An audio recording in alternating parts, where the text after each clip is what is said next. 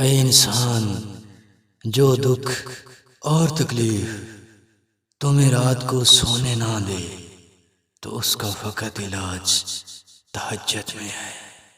اگر نفس میں شرافت موجود ہے تو انسان پارسا ہے۔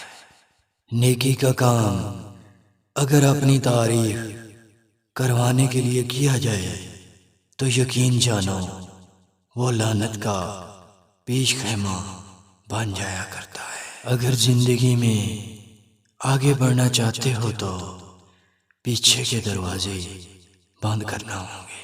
اے انسان، چاہے تم شہرت کے جس مقام تک پہنچ جاؤ پر غرور مت کرنا۔